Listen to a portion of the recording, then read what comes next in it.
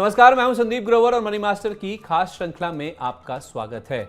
आज बात mutual fund की और बात certified financial planner Jitendra Solanki ji के साथ होगी। आज का मनी मास्टर उनके लिए है जिनके लिए म्यूचुअल फंड की दुनिया नई है, जो जानना चाहते हैं म्यूचुअल फंड से जुड़े बुनियादी सवालों के जवाब, जैसे कि आखिर किन निवेशकों के लिए अच्छे हैं म्यूचुअल फंड्स, म्यूचुअल फंड में निवेश की ABCD शुरू कहां से करें, कौन से फंड चुनें, कब पोर्टफोलियो का रिव्यू करें, और हाँ, म्यूचुअल फंड में निवेश करने के लिए क्या डीमैट खाता खुलवाना पड़ता है। अब आपके दिमाग में भी घूमने लगे होंगे बहुत सारे सवाल, तो चलिए बांध लीजिए अपनी सीट बेल्ट और शुरू कीजिए मेरे साथ और जितेंद्र सोलंकी जी के साथ म्यूचुअल फंड निवेश की ये खास यात्रा। सबसे पहले आपको हमारे खास मेहमान जितेंद्र सोलंकी जी से मिलवाते हैं। सर, आपका बहुत बहुत स्वागत है हमारे शो पर। नमस्कार।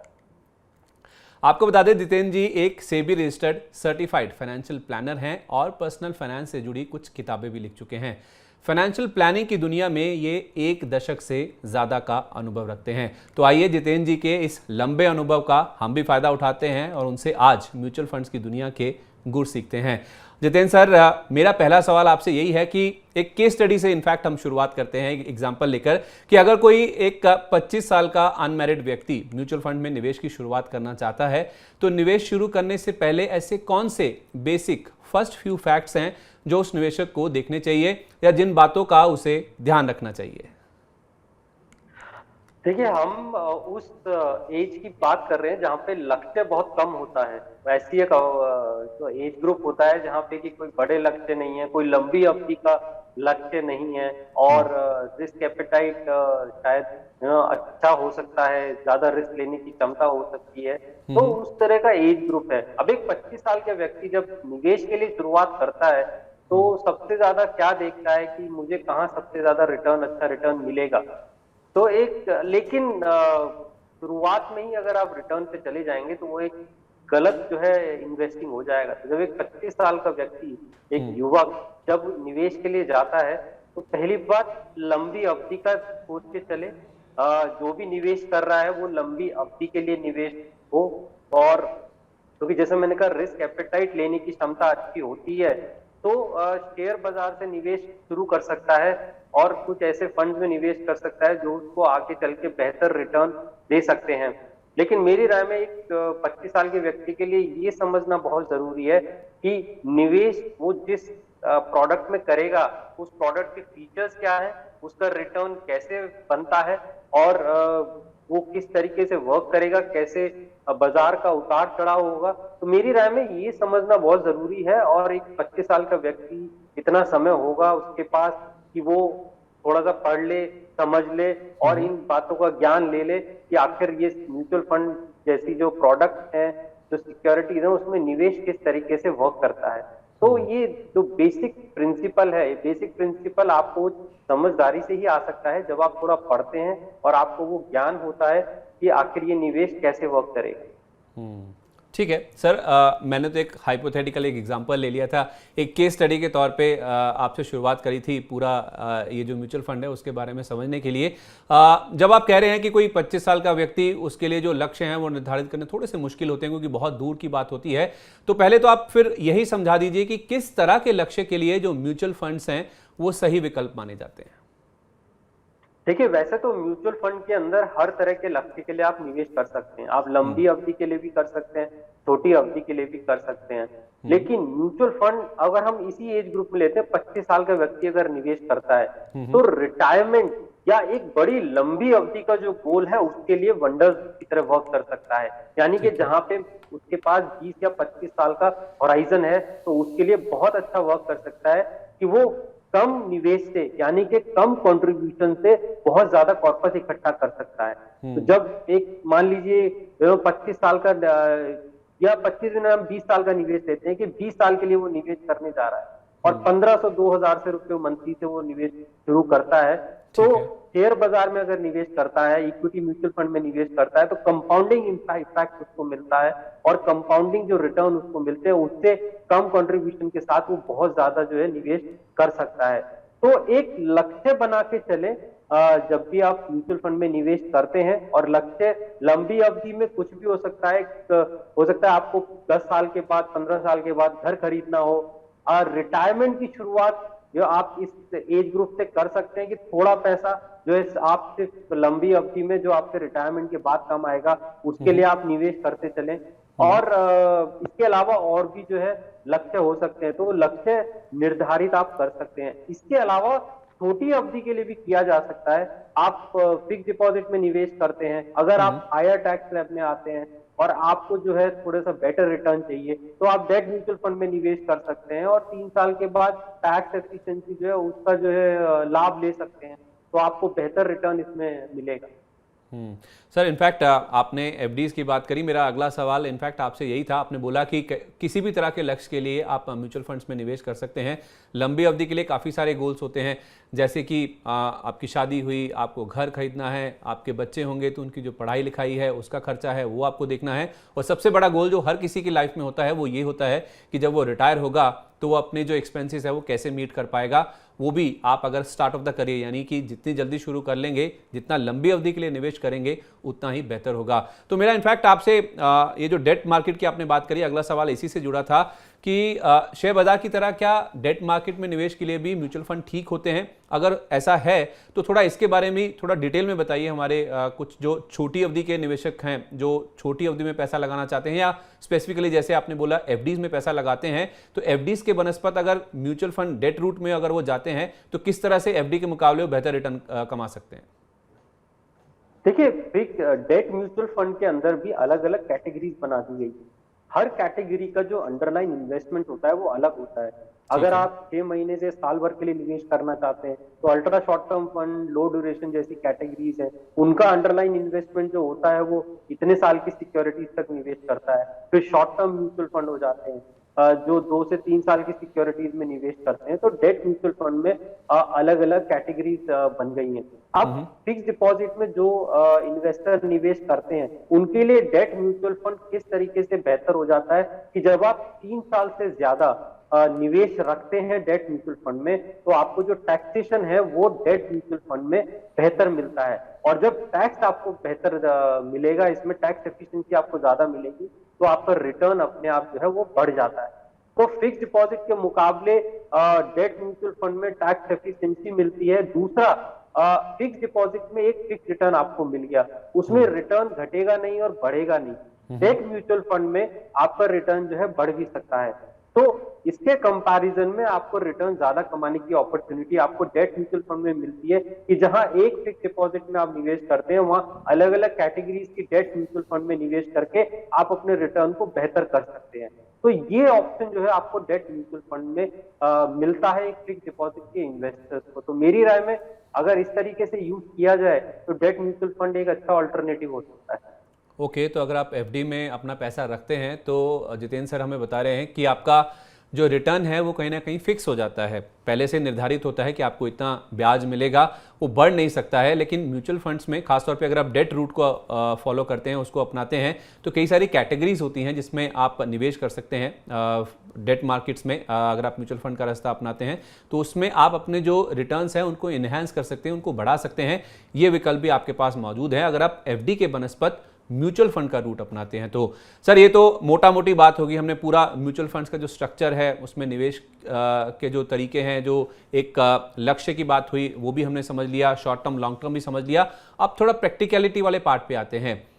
जब हम सीधे शेयर मार्केट में निवेश करते हैं तो हमें डीमैट अकाउंट की जरूरत पड़ती है। उसी तरह एक कोई जो म्यूचुअल फंड में निवेश की शुरुआत कर रहा है, जिसने कभी आज तक म्यूचुअल फंड में निवेश नहीं किया है, उसमें उसके मन में जो एक बेसिक सवाल होता है वो यही होता है कि क्या शेयर बाजार में जब वो निवेश करता है, जैसे वो डीमैट खुलवाता है, क्या म्यूचुअल फंड में निवेश के लिए भी डीमैट खाते की जरूरत होती है? नहीं, म्यूचुअल फंड में डीमैट खाता मैंडेटरी नहीं होता है।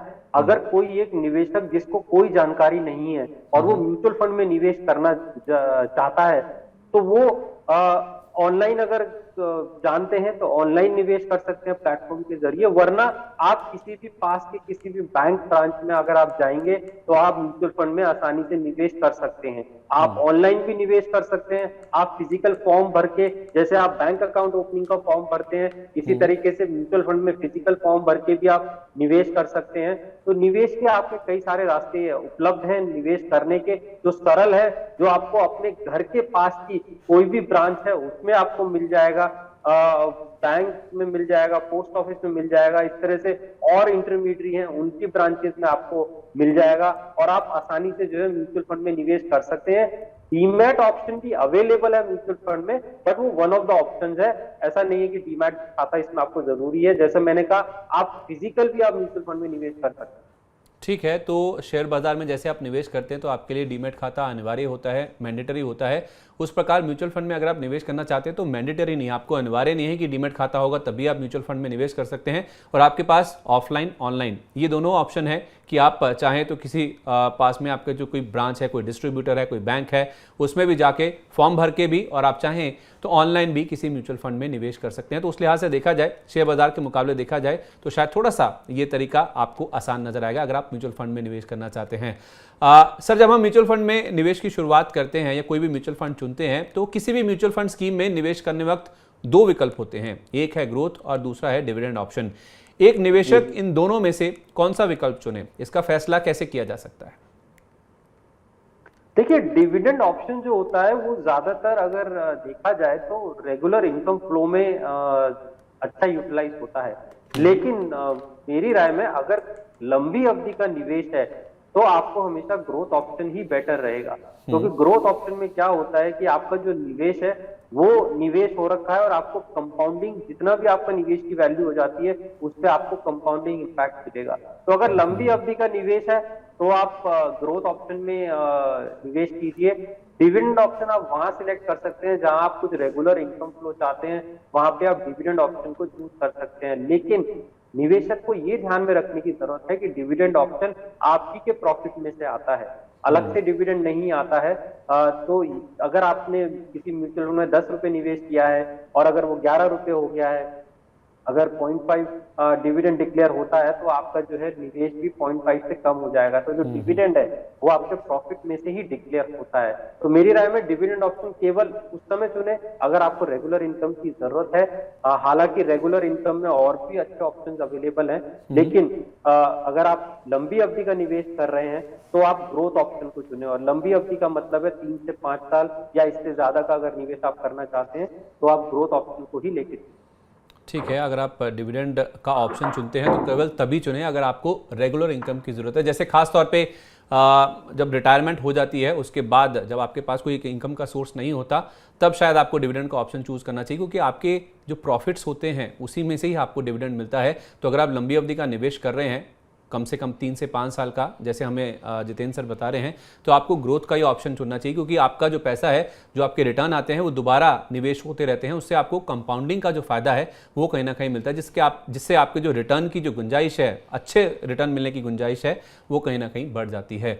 अच्छा सर, ये भी बताइए कि किसी एक निवेशक को ये कैसे फैसला करना चाहिए कि उसे डायरेक्ट प्लान म्यूचुअल फंड्स के जरिए निवेश करना चाहिए या रेगुलर म्यूचुअल फंड्स के जरिए, यानी फाइनेंशियल कोई प्लानर, कोई फाइनेंशियल एडवाइजर की मदद ले या सीधे वेबसाइट्स पर जाकर खुद ही निवेश करें? देखिए, अगर आप एक ऐसे निवेशक हैं जो एनालिसिस कर सकते हैं, जो ये तय कर सकते हैं कि म्यूचुअल फंड कौन सा सही है, कौन सा मुझे निवेश करना चाहिए, आपको शेयर बाजार की नॉलेज है, आपको डेट म्यूचुअल फंड की नॉलेज है और आप अपना एसेट एलोकेशन खुद कर सकते हैं, आपको पता है कि आपको किस कैटेगरी में कितना निवेश करना है, तो अगर आप इस तरह के इन्वेस्टर हैं तो आप सीधा जाके म्यूचुअल फंड में निवेश कर सकते हैं, ऑनलाइन ऑफलाइन। लेकिन अगर आपको इन सब चीजों की समझ नहीं है, आप एसेट एलोकेशन नहीं बना पा रहे हैं, आप ये नहीं डिसाइड कर पा रहे हैं कि कौन सी कैटेगरी में फाइनली निवेश किया जाए, इक्विटी कितना रखा जाए, डेट कितना रखा जाए, तो मेरी राय में तब आपको फाइनेंशियल एडवाइजर की सलाह लेनी चाहिए, तब आपको डायरेक्ट जाके निवेश नहीं करना चाहिए। तो आप अपने आप से निवेश करें या फाइनेंशियल एडवाइजर से थ्रू आप निवेश करें, ये निर्भर करता है कि आप म्यूचुअल फंड की कितनी समझ रखते हैं। तो जैसा मैंने कहा, अगर आपको अच्छी समझ है, आप डिसाइड कर चुके हैं आपको कितना इक्विटी लेना है, कितना डेट लेना है और कौन सी कैटेगरी में कहाँ निवेश करना है, तो आप सीधे जो है निवेश कर सकते हैं। ठीक है, तो आपकी नॉलेज, आपकी समझ, आपकी जो जानकारी है म्यूचुअल फंड्स के बारे में या फिर शेयर बाज़ार के बारे में, अगर वो अच्छी है काफ़ी मजबूत है, तो आप सीधे भी निवेश कर सकते हैं। अगर आपके पास जानकारी नहीं है, आप नहीं जुटा पाते हैं या अच्छी नॉलेज नहीं है, तो कोई परहेज़ नहीं है, आप किसी फाइनेंशियल प्लानर, किसी फाइनेंशियल एडवाइज़र की मदद ले सकते हैं, उसके ज़रिए आप म्यूचुअल फंड्स में निवेश कर सकते हैं। मान लीजिए सर किसी के पास नॉलेज है, कोई वेल इक्विप्ड है, उसे अच्छी समझ है, वो जानता है, शेयर बाजार को समझता है, डेट मार्केट को भी समझता है, सीधे म्यूचुअल फंड्स में निवेश करना चाहता है और पहली बार निवेश कर रहा है, तो कौन सी ऐसी वेबसाइट्स हैं जो कि अच्छी हैं? यानी कुछ ऐसी वेबसाइट्स का नाम बताएं जिनकी मदद से शुरुआत की जा सकती है सीधे तौर पे, अगर कोई म्यूचुअल फंड में निवेश करना चाहता है। देखिए, वैसे तो बहुत सारे प्लेटफॉर्म्स अवेलेबल हैं म्यूचुअल फंड में निवेश करने के लिए। आपके अगर आप पहला सबसे पहला तो आता है कि म्यूचुअल फंड कंपनीज की वेबसाइट ही अवेलेबल है। आप जो है आईसीआईसीआई म्यूचुअल फंड है, कोटक म्यूचुअल फंड है, कोई सा भी आप म्यूचुअल फंड कंपनी लेती है, उनकी वेबसाइट के जरिए निवेश कर सकते हैं। लेकिन वो थोड़ा मुश्किल होता है कि अगर आपको 4 फंड में निवेश करना है तो 4 अलग अलग वेबसाइट पे जाना पड़ेगा।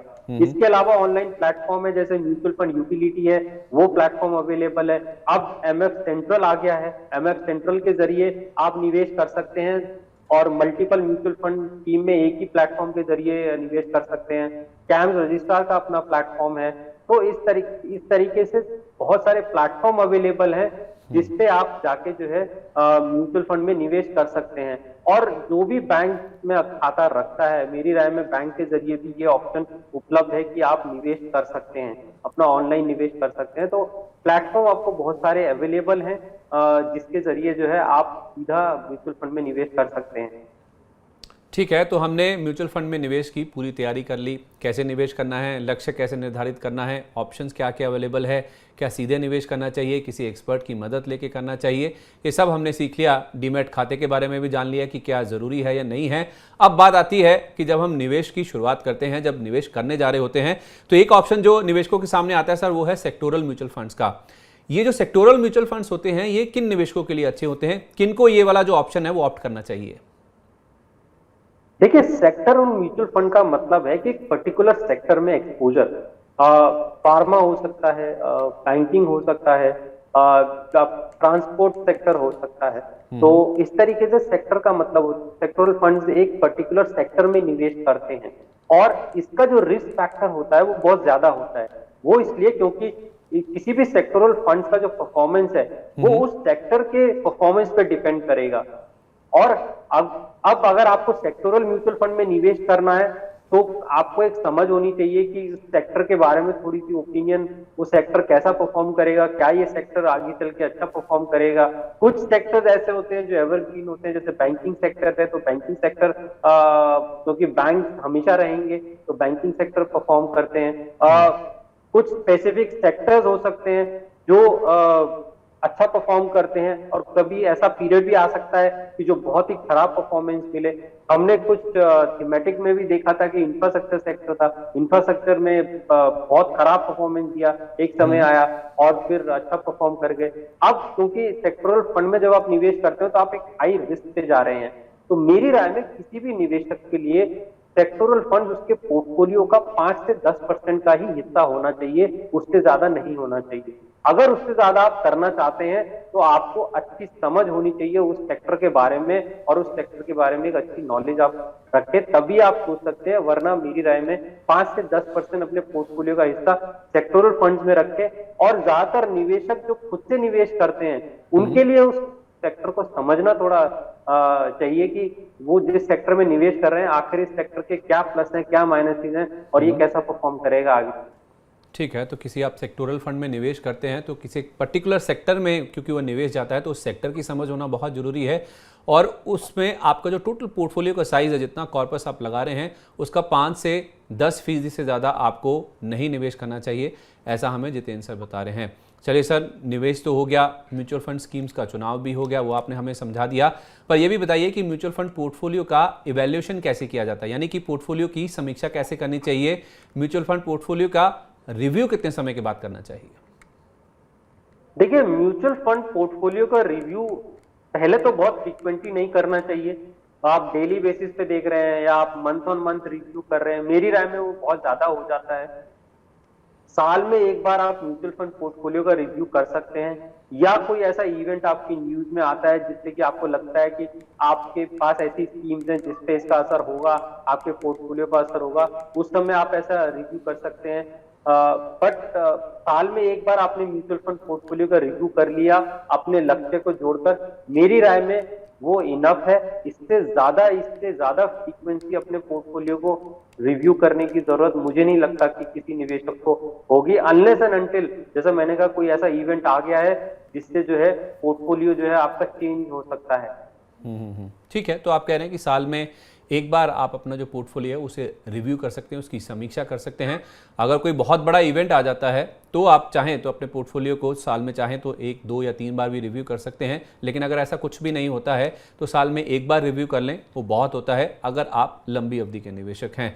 अच्छा सर, हमने ये तो जान लिया कि किसी भी म्यूचुअल फंड स्कीम में निवेश करने से पहले किन बातों का ध्यान रखना चाहिए, यानी कि हमने म्यूचुअल फंड में निवेश करना तो सीख लिया, पर किसी म्यूचुअल फंड स्कीम को बेचने के लिए क्या इंडिकेशंस या संकेत होते हैं, ये कैसे समझा जाए? यानी कि हमने खरीदना तो सीख लिया, अब बेचना कैसे है, बेचने के क्या इंडिकेशंस होते हैं, वो वाला गुर भी सिखाइए जरा। देखिए, बेचने के भी कुछ पैरामीटर्स आपको पहले से तय करने चाहिए। अब बेचने के 2-3 पैरामीटर्स क्या हो सकते हैं? पहला, वो पर्टिकुलर जो स्कीम है जिसमें आपने निवेश कर रखा है, आप देख रहे हैं कि उसी कैटेगरी की बाकी स्कीम्स तो परफॉर्म कर रही हैं, लेकिन आपकी वाली scheme mutual fund scheme perform नहीं कर रही है। उसके कुछ रीजन हो सकते हैं, आप रीजन का पता लगा के एग्जिट करने का डिसीजन ले सकते हैं कि आपको लगता है ये स्कीम परफॉर्म नहीं करेगी। एक वो एग्जिट करने का पैरामीटर हो सकता है। दूसरा, किसी भी आप म्यूचुअल फंड स्कीम से एग्जिट अगर आप करना चाहते हैं तो जैसा मैंने कहा कि उसके परफॉर्मेंस पे बहुत कुछ डिपेंड करता है। पर्टिकुलर स्कीम आपके पोर्टफोलियो में कितना इंपैक्ट कर रही है, वो स्कीम, वो पता लगाना वो बहुत जरूरी है। अच्छा सर, हमने ये तो जान लिया कि किसी भी म्यूचुअल फंड स्कीम में निवेश करने से पहले किन बातों का ध्यान रखना चाहिए, पर किसी म्यूचुअल फंड स्कीम को बेचने के लिए क्या इंडिकेशंस या संकेत होते हैं, ये कैसे समझा जाए? यानी कि हमने एंट्री करना तो सीख लिया म्यूचुअल फंड्स में, अगर हमें बेचना है, बिकवाली करनी है, तो उसको कैसे समझा जाए, जरा इसके बारे में भी डिटेल में बताइए। देखिए, एक तो लक्ष्य से आप कितना पहले म्यूचुअल फंड स्कीम से एग्जिट करेंगे, ये आपको पहले ही पैरामीटर तय कर लेना चाहिए। तो अगर आप रिटायरमेंट गोल के नजदीक पहुंच रहे हैं और आप 2-3 साल पहले आप अपने पोर्टफोलियो को एग्जिट करके मूव करना चाहते हैं, एक वो रीजन हो सकता है कि आप अपनी स्कीम से एग्जिट कर रहे हैं। दूसरा, जब आप रिव्यू करते हैं तो आपकी स्कीम का परफॉर्मेंस आपको बताएगा क्या एग्जिट करने का डिसीजन होना चाहिए। अब एग्जिट करने का डिसीजन कैसे लिया जा सकता है? जब आप देखते हैं कि आपकी म्यूचुअल फंड स्कीम परफॉर्म नहीं कर रही है और आप अपनी कैटेगरी से भी एनालाइज करते हैं उसके मुकाबले पे परफॉर्म नहीं कर रही है, तो आप थोड़े समय के लिए उसको जो है अपने पोर्टफोलियो में रखते हैं और मॉनिटरिंग पे डाल देते हैं उस पर्टिकुलर स्कीम को। मॉनिटरिंग करने के बाद ही अगर आपको लगता है ये स्कीम स्टिल परफॉर्म नहीं कर रही है तो जो है आप उससे एग्जिट कर सकते हैं। या किसी पर्टिकुलर म्यूचुअल फंड स्कीम का ऑब्जेक्टिव चेंज हो जाता है, जैसे हमने देखा था जब सेबी ने रिकैटेगराइजेशन किया था तो कुछ मल्टी कैप फंड थे वो फ्लेक्सी कैप में कन्वर्ट हो गए, या कुछ और म्यूचुअल फंड स्कीम थी वो एक कैटेगरी से निकल के दूसरी कैटेगरी में पहुंच गई। अब उससे आपके पोर्टफोलियो का ऑब्जेक्टिव चेंज हो जाता है, अगर जो नई कैटेगरी बनी है वो आपके पोर्टफोलियो में फिट नहीं आती है, तो ऐसे समय में जो है एग्जिट डिसीजन लिया जा सकता है। लेकिन कोई भी एग्जिट डिसीजन अगर आप परफॉर्मेंस की बेस पे लेते हैं तो जरूरी है कि आप कुछ समय दें उसको, स्कीम को, और देखें, मॉनिटरिंग करें। जब भी आप पहली बार रिव्यू करते हैं और ये देखते हैं कि आपकी स्कीम परफॉर्म नहीं कर रही है तो एक पर्टिकुलर टाइम दें, उसके बाद ही एग्जिट डिसीजन आपको लेना चाहिए अगर वो आपके ऑब्जेक्टिव के अनुरूप स्कीम जो है आपको परफॉर्मेंस नहीं दे रही। ठीक है, तो 2-3 पैरामीटर्स हैं जो कि हमें जितेंद्र सर ने बताए हैं कि जब हमें अपने जो म्यूचुअल फंड स्कीम्स हमने खरीद रखी हैं, अपने पोर्टफोलियो में रखी हैं, उनमें से हम निकल सकते हैं, उनमें बिकवाली कर सकते हैं। एक तो यही है कि अगर आपका गोल अचीव होने के करीब आ गए, मान लीजिए आपने रिटायरमेंट के लिए प्लानिंग करी है, 2-3 साल पहले आप उससे अपना जो पैसा है, चूँकि आप रिस्क अवर्स हो जाएंगे, उस पैसे को कंजर्व करना चाहेंगे, तो पैसा इक्विटी में से निकाल के आप डेट में मूव करना चाहेंगे, एक रीज़न ये हो सकता है। दूसरा ये हो सकता है कि कंपैरेटिव एनालिसिस आप करें कि आपका जो रिटर्न है स्कीम्स का बाकी स्कीम्स के मुकाबले आपकी पोर्टफोलियो की, या तो फिर सेक्टर के मुकाबले कैसे परफॉर्म कर रही हैं, वो एक पैरामीटर हो सकता है। और तीसरा पैरामीटर ये भी बताया गया है कि जिस म्यूचुअल फंड स्कीम में आपने निवेश किया है, अगर उसके ऑब्जेक्टिव में ही बदलाव हो जाता है, जिस गोल के साथ, जिस लक्ष्य के साथ आपने उसमें निवेश किया था, अगर उनके ही लक्ष्यों में, ऑब्जेक्टिव्स में बदलाव आ जाता है, तब भी आप अपनी जो स्कीम्स हैं उसमें से मूव आउट कर सकते हैं। तो ये 3 मोटे मोटे पैरामीटर्स हैं जो कि आपको बताए गए हैं, जिस बेसिस पे आप अपनी स्कीम्स में से एग्जिट कर सकते हैं, उनमें से बिकवाली कर सकते हैं। सर, हमने खरीदना भी सीख लिया, आपने हमें बेचने के पैरामीटर्स भी बता दिए। जब बेचेंगे तो जाहिर सी बात है, कोई भी निवेश है, इंडिया में ज़्यादातर निवेश टैक्स लगता है उनके ऊपर, बता उसमें सरकार आपको टैक्स लिए बिना छोड़ती नहीं है। तो जब टैक्स लगेगा तो उसका जो फिर टैक्स इम्प्लीकेशन है म्यूचुअल फंड्स को बेचने का, जरा उसके बारे में बता दीजिए कि जब हम म्यूचुअल फंड्स बेचेंगे तो टैक्स कैसे लगता है और कितना लगता है। म्यूचुअल फंड में 2 तरीके से टैक्स लगता है, एक शॉर्ट टर्म और लॉन्ग टर्म। सबसे पहली बात, म्यूचुअल फंड का जो भी गेन्स होता है, प्रॉफिट होता है, वो कैपिटल गेन्स की कैटेगरी में आता है। और 2 तरह के गेन्स होते हैं, शॉर्ट टर्म और long term. Equity mutual fund और डेट म्यूचुअल फंड का जो टैक्सेशन है वो अलग होता है। इक्विटी म्यूचुअल फंड में अगर 1 साल से पहले आपने फंड बेचा है तो उसका जो भी गेन हुआ है वो शॉर्ट टर्म कैपिटल गेन में आएगा, और 1 साल के बाद अगर आप बेचते हैं तो वो long term capital gain count होता है। इक्विटी म्यूचुअल फंड का जो short term capital gain taxation है वो फ्लैट 15% है, यानी कि जितना भी आपको गेन हुआ है उसका 15% आपको शॉर्ट टर्म टैक्स लगेगा। लॉन्ग टर्म जो कैपिटल गेन है, जो 1 साल के बाद आप प्रॉफिट कमाते हैं, उस पे 10% जो है आपको कैपिटल गेन टैक्स लगता है। लेकिन इक्विटी म्यूचुअल फंड में आपको 1 लाख तक का एग्जेम्पशन मिलता है, यानी कि 1 लाख का कैपिटल गेन जो है वो एग्जेम्प्ट होता है टैक्सेबिलिटी के लिए। उसके ऊपर ही जब आपका गेन जाएगा तब आपका वो टैक्सेबल होगा एट द रेट ऑफ 10%। लेकिन यहाँ पे एक बात और कि जो इक्विटी म्यूचुअल फंड में जो लॉन्ग टर्म एग्जेम्पशन है ये, और अगर आपने इंडिविजुअल शेयर भी लिए हुए हैं तो सबको काउंट करके पूरा इक्विटी से आपका एग्जेम्पशन के अंडर आता है।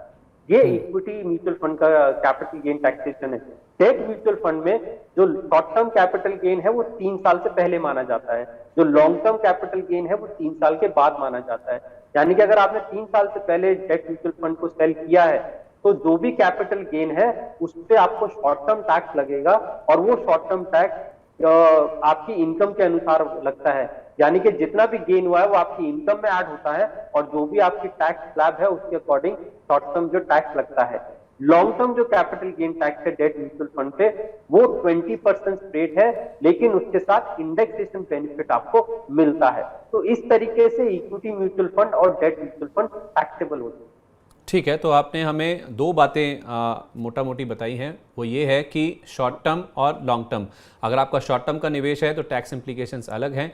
लॉन्ग टर्म का यानी कि 1 साल से ज़्यादा का निवेश है इक्विटी के मामले में, तो आपके टैक्स इम्प्लीकेशंस अलग होंगे। और अगर आपने इक्विटी और डेट दोनों में जो शॉर्ट टर्म और लॉन्ग टर्म की जो परिभाषा है वो भी अलग अलग बताई है। शॉर्ट टर्म इक्विटी के लिए 1 साल है, 1 साल से कम का है, 1 साल के ऊपर इक्विटी में आप लॉन्ग टर्म की कैटेगरी में आ जाते हैं। लेकिन अगर आप डेट म्यूचुअल फंड्स में निवेश करते हैं तो 3 साल तक अगर आप निवेश करते हैं तो वो शॉर्ट टर्म की कैटेगरी में आता है। 3 साल के ऊपर अगर आपका निवेश जाता है तो ही वो लॉन्ग टर्म की कैटेगरी में क्वालिफाई होता है। और टैक्स इंप्लीकेशन, इक्विटी में शॉर्ट टर्म में आपको 15% का टैक्स लगता है, लॉन्गर टर्म में 10% का।